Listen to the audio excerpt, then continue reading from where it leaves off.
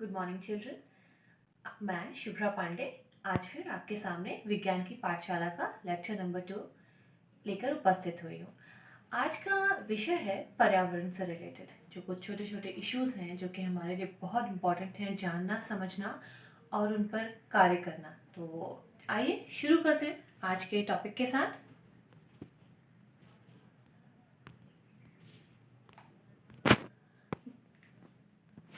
चलिए let's start. जैसे कि आप स्क्रीन पर देख रहे हैं, question is what is the difference between atmosphere and environment. वातावरण और पर्यावरण में क्या अंतर है। बच्चों, अगर मैं आपसे दोनों टर्म्स को अलग अलग पूछूं तो शायद आप उत्तर कर पाएंगे, लेकिन मैंने साथ में इसलिए लिया कि मैं आपको ये समझा सकूं कि वातावरण और पर्यावरण में फ़र्क क्या होता है। जैसे कि वातावरण को हम वायुमंडल भी बोल सकते हैं। आइए हम शब्दों की मदद से समझते हैं। वातावरण, वातावरण शब्द को अगर हम तोड़ें तो ये शब्द टूटेगा वात प्लस आवरण। वात मीन्स वायु और आवरण मीन्स कवरिंग। सो वातावरण को हम इंग्लिश में क्या बोल रहे हैं? एटमॉस्फियर। एटमॉस्फियर में एक वर्ड आ रहा है स्फीयर। स्फीयर मीन्स गोला। अब समझते हैं, जैसे कि हमारी पृथ्वी का आकार लगभग गोलाकार है, पूर्णतः नहीं, लगभग, जिसको हम जियोइड शेप बोलते हैं, मीन्स ऑरेंज शेप। हमारी पृथ्वी, हमारी धरती ये संतरे के आकार की होती है, ठीक है, पूर्णतः गोलाकार नहीं होती। हमारी पृथ्वी के चारों तरफ गैसों से बना हुआ एक आवरण है, वायु का एक आवरण है। और वायु किससे मिलकर बनती है? भिन्न भिन्न प्रकार की गैसों से। तो हमारी पृथ्वी के ओर पाया जाने वाला गोलाकार गैसों से बना हुआ आवरण, उसको हम क्या बोलते हैं? वातावरण या फिर वायुमंडल, और इंग्लिश में इट इज एटमॉस्फेयर। अब बात आती है पर्यावरण क्या होता है। देखिए बच्चों, आप जहां पर भी रहते हैं, आप मैदान में खड़े हैं, आप घर में बैठे हैं, आप विद्यालय में पढ़ रहे हैं, आप किसी पर्वतीय क्षेत्र पर हैं या फिर आप किसी समुद्र के किनारे हैं, आपकी नजरें दौड़ाइए और देखिए कि आपके आसपास क्या क्या है। जैसे कि सूर्य होगा, वायु होगी, आसमान होगा, पृथ्वी होगी, पहाड़ होंगे, जल होगा, ठीक है। तो ये सारी चीजें जो हमारे आसपास उपस्थित हैं, जिनका प्रभाव हमारे जीवन पर पड़ता है अलग अलग तरीकों से, उसको हम क्या बोलते हैं? It is environment, means it is पर्यावरण। चलिए पर्यावरण शब्द को तोड़ते हैं। पर्यावरण, यहाँ पर भी आवरण शब्द है, और परे, परे मीन्स आपके चारों तरफ, आपके चारों ओर जितनी भी चीजें उपस्थित होती हैं उसको हम पर्यावरण बोलते हैं। हर एक वस्तु, भले ही वो प्राकृतिक हो, मीन्स वो प्रकृति ने आपको प्रदान की हो, या फिर वो मानव निर्मित हो, आपने खुद बनाई हो, इंसानों ने बनाई हो, बिल्डिंग्स बनाई, रोड्स बनाई, इलेक्ट्रिक पोल्स बनाए, तो ये सारी चीजें भी किस में आती हैं? पर्यावरण में। लेकिन जब हम वातावरण की बात करेंगे तो सिर्फ हम वायु की बात करते हैं, और वायु में उपस्थित अनेकों प्रकार की गैसों की। चलिए आगे बढ़े। अगला क्वेश्चन, आज की डेट में सबसे बड़ा इशू जो हमारे जिंदगी में है, जिसको हम हर दिन न्यूज में और अपने आसपास सुनते हैं, वो है प्रदूषण। अब क्वेश्चन ये नहीं है कि प्रदूषण क्या है, मैं आपसे ये जानना चाहती हूँ कि कोई भी चीज गंदी है, कंटामिनेटेड है, तो कंटामिनेशन और पोल्यूशन में फर्क क्या होता है? क्या दोनों सेम है या दोनों अलग अलग हैं? जैसे कि मैं आपको बोलूं, मैंने एक बीकर में पानी ले रखा और मैंने उसमें कुछ गंदगी मिला दी। अब आप मुझे बताइए कि क्या ये कंटामिनेटेड है या फिर ये पोल्यूटेड है, या फिर ये कंटामिनेटेड और पोल्यूटेड है। तो आप बड़े परेशान हो जाएंगे कि ये कैसा शब्द है। कंटामिनेशन को हिंदी में संदूषण बोलते हैं एंड पोल्यूशन को प्रदूषण। बच्चों प्लीज ध्यानपूर्वक सुनना। देखिए, किसी भी चीज का जो एक कॉम्पोजिशन होता है, फिक्स्ड कॉम्पोजिशन, जैसे दूध है, मिल्क है, मिल्क में अगर गलती से आपसे सपोज केचप गिर गई, टोमेटो केचप, ठीक है, तो ये क्या हो गया? कंटामिनेटेड हो गया, संदूषित हो गया, गंदा हो गया। लेकिन ये प्रदूषित तो नहीं हुआ ना। कोई भी पदार्थ किसी अन्य पदार्थ के उसमें मिल जाने की वजह से अगर उसका कॉम्पोजिशन बिगड़ गया तो उसको हम कंटामिनेटेड कहते हैं। लेकिन प्रदूषण शब्द का इस्तेमाल तब होगा जब वो पदार्थ हमारे शरीर के लिए हानिकारक हो, वो हमारे लिए किसी प्रकार की बीमारी कॉज करे या हमारे स्वास्थ्य पर कोई बुरा प्रभाव डाले। तो कंटैमिनेशन, जैसे ऑयल में पानी गिर जाए, वो कंटैमिनेटेड है। वाटर बॉटल में ऑयल गिर जाए या घी गिर जाए या अचार गिर गया या फिर धूल मिट्टी कुछ गिर गई। अब धूल मिट्टी गिरने की बात आई है तो धूल और मिट्टी में हो सकता है कि कुछ अनेक प्रकार के जीवाणु हो, विषाणु हो, वो आपके स्वास्थ्य पर बुरा प्रभाव डाल सकते हैं। अगर प्रदूषण शब्द का इस्तेमाल हम तब करते हैं जबकि कोई गंदगी इस स्तर तक बढ़ जाए कि वो आपके स्वास्थ्य पर बुरा प्रभाव डालने लगे, तब तो वह प्रदूषित है। अगर नॉर्मली किसी भी पदार्थ का सिर्फ कॉम्पोजिशन बिगड़ गया, कुछ अलग पदार्थ उसमें मिल जाने की वजह से, तब हम उसको कंटैमिनेशन बोलते हैं। आई होप कि आप समझ पा रहे होंगे कि कंटैमिनेशन और पोल्यूशन में क्या फर्क होता है। चलिए आगे बढ़ते हैं। एयर पोल्यूशन क्या है? देखिए, मैंने अभी आपको फर्स्ट स्लाइड में बताया कि हमारे चारों तरफ वायु का आवरण है, और वायु किससे मिलकर बनती है?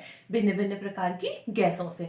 बच्चों, जब हम बात करते हैं कि वायु का कॉम्पोजिशन, एक शुद्ध वायु का कॉम्पोजिशन क्या होना चाहिए, तो सबसे ज्यादा उसमें नाइट्रोजन होती है, अराउंड 78%। उसके बाद ऑक्सीजन, कुछ ट्रेसेस में कार्बन डाइऑक्साइड और कुछ और भिन्न भिन्न प्रकार की अक्रिय गैसें भी होती हैं। ठीक है, लेकिन पॉल्यूशन की वजह से क्या हो रहा है कि हमारे आसपास की वायु बहुत गंदी होती जा रही है। अब यहाँ देखिए, मैंने प्रदूषण वर्ड का इस्तेमाल किया ना, कंटैमिनेशन नहीं बोला मैंने कहा वायु प्रदूषित हो रही है, क्योंकि वायु में इस तरह की गैसों का कॉम्पोजिशन या कह सकते हो स्तर बढ़ रहा है जो हमारे स्वास्थ्य के लिए बहुत हानिकारक है। हमारे मीन्स हमारे सिर्फ इंसानों के नहीं, जीव जंतुओं के, पेड़ पौधों के, और जितने जल में हर प्रकार के जीव जंतु के। ठीक है, हमारे से मतलब सिर्फ मनुष्य में नहीं है। तो वायु प्रदूषित हो रही है, इसका मतलब वायु में कुछ ऐसी गैसें और ऐसे पदार्थों का मिश्रण हो रहा है जो कि हमारे स्वास्थ्य पर हानिकारक प्रभाव डाल रही है, इसलिए यह वायु प्रदूषित है। और इस प्रक्रिया को ही हम वायु प्रदूषण कहते हैं। आगे बढ़े। सफोकेशन, मैंने ये टर्म यहाँ पर इसलिए लिया क्योंकि मैं आपको समझाना चाह रही हूँ कि सफोकेशन वर्ड हम बहुत सुनते हैं, स्पेशली सर्दियों में। सर्दियों में हम अक्सर घटनाएं सुनते हैं कि एक कमरे में आग सेकते वक्त कुछ लोगों की दम घुटने से मृत्यु हो गई, एक कमरे में आग लग गई तो दम घुटने से मृत्यु हो गई। बिना आग लगे भी अंगीठी में कोयला में रूम गर्म करने के लिए कोयला और लकड़ी जलाते हैं, लोग सो गए और मर गए। तो हमारे दिमाग में प्रश्न उठना चाहिए कि वो मृत्यु होने की वजह क्या होती है? ऐसा क्या हमने इनहेल कर लिया, सांस ले ली, वो कौन सी गैस है जो कि सफोकेशन कॉज करती है? तो most of you will answer कि ये कार्बन डाइऑक्साइड की वजह से होता है, क्योंकि हम सब जानते हैं जब भी आग लगती है, जब अग्नि प्रज्वलित होती है तो कार्बन डाइऑक्साइड प्रोड्यूस होती है। लेकिन बच्चों, ये उत्तर गलत है। क्यों? क्योंकि जब भी हम बात करेंगे कि अग्नि, आग, जब स्पेशली लकड़ी और कोयला जलाते हैं, जो खासकर हम रूम गर्म करने के लिए, तापने के लिए, या ईंधन की तरह जब भी हम इस्तेमाल करते हैं भोजन पकाने के लिए, उसमें कार्बन मोनोऑक्साइड बहुत ज़्यादा प्रोड्यूस होती है। ध्यान रखिएगा, carbon monoxide, carbon monoxide means CO, carbon dioxide means CO2। अब इसको बड़ी आसानी से समझते हैं। देखिए, 3 तरीके की टॉफियाँ हैं, थोड़ा मैं पास आती हूँ। 3 तरीके की टॉफियाँ हैं, एक है ऑक्सीजन, दूसरी है कार्बन डाइऑक्साइड और है कार्बन मोनोऑक्साइड। ऑक्सीजन सबसे बेकार टॉफी, 5 स्टार। कार्बन डाइऑक्साइड मान लेते हैं dairy milk, and carbon monoxide सबसे बेहतरीन कैडबरी सिल्क। ठीक है, हमारे ब्लड में हीमोग्लोबिन होता है। अब आप मान लीजिए हीमोग्लोबिन एक ऐसा बच्चा है जिसको चॉकलेट्स बहुत पसंद है, उसके सामने आप ये तीनों चॉकलेट्स लेकर आएंगे, वो किसको पिक करेगा? कैडबरी सिल्क को। ये सेम चीज होती है हमारे हीमोग्लोबिन के साथ। हीमोग्लोबिन एक पिगमेंट है जो कि हमारे ब्लड में प्रेजेंट होता है, और वो क्या करता है, जब आप सांस लेते हो तो आपके सांस में आप जो वायु जा रही है उसमें ऑक्सीजन होगी या कार्बन डाइऑक्साइड होगी और कार्बन मोनोऑक्साइड होगी। वो 3 टॉफियां गई अंदर। अब हीमोग्लोबिन नामक बच्चा कौन सी टॉफी को, सबसे चॉकलेट को सबसे पहले पिक करने वाला है? कैडबरी सिल्क, और वो सबसे खतरनाक होती है उसके स्वास्थ्य के लिए। ये कारण होता है कि वो हीमोग्लोबिन में कार्बन डाइऑक्साइड ऑक्सीजन और कार्बन मोनोऑक्साइड तीनों हैं, लेकिन वो किसको ले लेता है? कार्बन मोनोऑक्साइड को। और कार्बन मोनोऑक्साइड ब्लड में मिक्स होने की वजह से सफोकेशन होता है और मृत्यु हो जाती है। आई होप कि आज के बाद आप ये कभी नहीं भूलोगे कि दम घुटने से मृत्यु किसकी वजह से होती है? कार्बन मोनोऑक्साइड की वजह से। और क्या कारण है कि तीनों गैसें प्रेजेंट हैं आपके आसपास, लेकिन आपके ब्लड में कौन मिक्स होने जा रही है? Carbon monoxide. क्योंकि हीमोग्लोबिन को सबसे ज्यादा क्या पसंद है?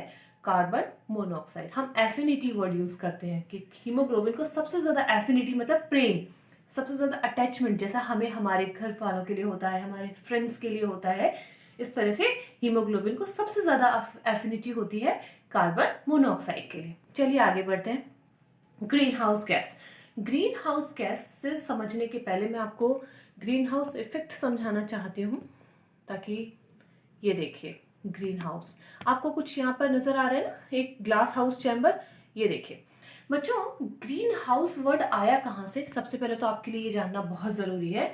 ग्रीन हाउस वेस्टर्न कंट्रीज, पश्चिमी देशों में, क्योंकि टेम्परेचर वहाँ पर बहुत कम होते हैं, ठंड बहुत पड़ती है। हमारे देश में तो गर्मी बहुत ज़्यादा पड़ती है, सर्दियाँ कंपैरेटिवली कम होती हैं, लेकिन पश्चिमी देशों में सर्दी बहुत ज़्यादा पड़ती है। अब पेड़ पौधे उगाने के लिए किसकी ज़रूरत है? गर्मी की, प्रकाश की तो है ही, एक पर्टिकुलर टेम्परेचर की ज़रूरत होती है जब भी आप पेड़ पौधे उगाते हो, ठीक है। तो वहाँ पर वेस्टर्न कंट्रीज में क्या किया जाता है, आप जैसा कि पिक्चर में देखिए, कांच के बड़े बड़े घर बनाए जाते हैं। अब कांच के घर बनाने से क्या होता है, उसके अंदर वो पेड़ पौधों को रख देते हैं, तो जितनी भी सनलाइट आती है, जो हीट आती है, वो कांच के अंदर सारी ट्रैप हो जाती है। ट्रैप हो जाती है मतलब बन जाती है, अंदर अंदर इकट्ठी हो जाती है, और पेड़ पौधों को अच्छे से हीट मिलती है, गर्मी मिलती है, और वो बेहतरीन तरीके से ग्रो करते हैं। ठीक, ये तो हुआ ग्रीन हाउस। इसको बोला जाता था ग्रीन हाउस। जैसे कि यहाँ देखिए, ग्रीन हाउस में आप देख रहे हैं अलग अलग किस्म के पौधे लगाए हुए हैं। अब बात आती है कि ग्रीन हाउस इफेक्ट हमारे एनवायरनमेंट में कैसे हो रहा है। देखिए, मैंने आपसे कहा कि हमारे वातावरण में, वायुमंडल में भिन्न भिन्न प्रकार की गैसें होती हैं, लेकिन प्रदूषण बहुत ज्यादा बढ़ने की वजह से क्या हो रहा है कि इस तरह की गैसों का कॉम्पोजिशन बढ़ गया है जो कि गर्मी को ट्रैप कर रही है। वो क्या कर रही हैं? उन्होंने एक ऐसी परिस्थिति क्रिएट कर दी कि जैसे मैंने आपको कहा ना, पृथ्वी के चारों ओर गोलाकार आवरण है, तो उस आवरण में क्या है? गैसें हैं। वो गैसों में कुछ हानिकारक और खतरनाक गैसें बढ़ गई, जो जैसे ही जो सूर्य की गर्मी हमारी पृथ्वी की तरफ आती है, वो उसको आने तो दे रही है बट वापस नहीं जाने दे रही है। तो ये एक तरीके का क्या हो रहा है? ग्रीन हाउस जैसा बन रहा है। किस पर? हमारी पृथ्वी पर। ग्रीन हाउस इफेक्ट, इसीलिए हम टर्म यूज करते हैं green house effect. Green house effect किसकी वजह से आ रहा है? हानिकारक गैसों की वजह से। हानिकारक गैसें क्यों आ रही है? वायु प्रदूषण बढ़ने की वजह से। तो ग्रीन हाउस गैसेस में जब भी आपसे पूछा जाए कि सबसे ज्यादा खतरनाक ग्रीन हाउस गैस क्या है, इसको दो तरह से समझना है बच्चों। ये थोड़ा सा मुश्किल है बट आप ध्यान रखिएगा। देखिए, दो गैस, एक कार्बन डाइऑक्साइड, एक मीथेन। अगर मैं आपसे कहूं कि मैंने दो बीकर में, एक में कार्बन डाइऑक्साइड और एक में मीथेन ले रखी है, मुझे बताइए दोनों समान मात्रा में है, कौन सी गैस ज्यादा ग्रीन हाउस इफेक्ट कॉज करेगी? तो आपका आंसर होना चाहिए मीथेन। ध्यान रखिएगा, अगर दोनों गैसेस समान मात्रा में मौजूद हैं तो मीथेन ज्यादा पावरफुल ग्रीन हाउस इफेक्ट है कार्बन डाइऑक्साइड की तुलना में। लेकिन अगर हम हमारे एनवायरनमेंट में बात करें, जो रियल एनवायरनमेंट है पृथ्वी पर, उसमें कार्बन डाइऑक्साइड की मात्रा मीथेन की तुलना में बहुत बहुत बहुत ज्यादा है। इस वजह से ग्रीन हाउस इफेक्ट सबसे ज्यादा कौन सी गैस कॉज करती है? Carbon dioxide. आप समझ पाए? अगर दोनों गैसेस समान मात्रा में मौजूद हैं तो कार्बन डाइऑक्साइड से ज्यादा methane powerful green house effect cause करती है। लेकिन हमारे वातावरण में कार्बन डाइऑक्साइड की मात्रा बहुत ज्यादा होने की वजह से सबसे ज्यादा ग्रीन हाउस इफेक्ट कौन कॉज कर रहा है? Carbon dioxide. और एक चीज जानिएगा, ध्यान रखिएगा कि वाटर वेपर्स, जो पानी की बूंदें हमारे आसपास हवा में मौजूद होती हैं, वो भी एक बहुत बड़ा कारण है ग्रीन हाउस इफेक्ट कॉज करने का। तो ये तो बात हुई ग्रीन हाउस गैसेस की। आगे बढ़ते हैं। Question, are all green house gases cause pollution? क्या सारी ग्रीन हाउस गैसें प्रदूषण फैलाती हैं? इस प्रश्न का उत्तर आप खुद सोचिएगा। अभी मैंने पिछले स्लाइड्स में आपको ये एक्सप्लेन भी किया है कि ग्रीन हाउस गैसें जितनी भी हैं क्या वो सारी प्रदूषण फैलाती हैं? चलिए मैं आपको कुछ नाम बता देती हूँ, आप खुद इसका उत्तर सोच खोजिएगा और अपने आसपास मौजूद आपसे बड़े लोगों, टीचर्स से पूछिएगा। पहली, carbon dioxide, water vapours, methane, chlorofluorocarbons, sulphur dioxide और इस तरह से नाइट्रस ऑक्साइड भी हम बोल सकते हैं। अब आपका काम है, आपका ये होमवर्क आप समझ लीजिए कि आपको पता लगाना है कि ये सारी गैसें क्या ग्रीन हाउस इफेक्ट जितनी भी गैसें कॉज कर रही है क्या ये प्रदूषण भी फैलाती हैं या नहीं। ठीक है, चलिए आगे बढ़ते हैं। Global warming. Global warming word हम बहुत इस्तेमाल कर रहे हैं आजकल, और ग्लोबल वार्मिंग वर्ड सुनते ही आपके दिमाग में ये आएगा कि वार्मिंग, ग्लोबली वार्मिंग, पूरी दुनिया में गर्मी का बढ़ना। क्या ये सही है? क्या ये डेफिनेशन सही है? आइए मैं समझाती हूँ ग्लोबल वार्मिंग हो क्यों रही है। ग्रीन हाउस गैसेस का कॉन्सेंट्रेशन, ग्रीन हाउस गैसेस की मात्रा हमारे वातावरण में, वायुमंडल में बढ़ने की वजह से क्या हो रहा है कि गर्मी बहुत ज़्यादा बढ़ रही है। सन एनर्जी बहुत ज़्यादा आ रही है, हीट आ रही है बट वापस नहीं जा रही। ठीक है, ये डेफिनेशन क्या सही है? ये डेफिनेशन इनकम्प्लीट है। ग्लोबल वार्मिंग का मतलब सिर्फ गर्मी बढ़ना नहीं है। ग्लोबल वार्मिंग को हम समझ सकते हैं क्लाइमेट चेंज से, मौसम परिवर्तन, जलवायु परिवर्तन एक बड़े लेवल पर। मतलब आप ये समझिए कि ग्लोबल वार्मिंग सिर्फ गर्मी नहीं बढ़ा रही है, ग्लोबल वार्मिंग बढ़ने की वजह से जो ठंडी जगह होती थी वहाँ गर्मी पड़ने लग गई है। कुछ ऐसे बड़े बड़े इंसिडेंट्स हुए हैं जहाँ पर ये देखा गया, रिसर्च हुई कि जहाँ पर बहुत गर्मी पड़ती थी वहाँ ठंड पड़ने लग गई। बारिश जहाँ पर ज़्यादा हुआ करती थी वहाँ सूखा पड़ रहा है, और जहाँ सूखा पड़ता था वहाँ पर बाढ़ आ रही है। ये क्या है? ये जलवायु परिवर्तन है। Means global warming is not all about increasing heat on earth, it is about change in climate. परिवर्तन हो रहा है जलवायु में। ग्लोबल वार्मिंग को हम जलवायु परिवर्तन से समझते हैं। तो आप ध्यान रखिएगा कि ग्लोबल वार्मिंग का तात्पर्य सिर्फ गर्मी बढ़ने से नहीं है। ये गर्मी क्यों बढ़ रही है? ग्लेशियर्स पिघल रहे हैं, जितनी बर्फ है वो सब पानी बढ़ रहा है। पानी, महासागरों में पानी का स्तर बढ़ेगा तो क्या होगा? समुद्रों में स्तर बढ़ जाएगा, बाढ़ें आएंगी, काफी जगह जो परमानेंट डूब जाएंगी। बट इसको हमको ध्यान रखना है कि ग्लोबल वार्मिंग सिर्फ गर्मी बढ़ना नहीं, क्लाइमेट चेंज, जलवायु में एक बड़े स्तर पर परिवर्तन हो रहा है। ठीक है, आई होप कि आपको अच्छा लगा होगा, समझ आया होगा। मैं फिर आपसे एक बात कहना चाहती हूँ कि प्लीज़ सोचिए, प्रश्न पूछिए, क्योंकि यही विज्ञान का आधार है और यही आपकी उन्नति का आधार बनेगा। Thank you very much.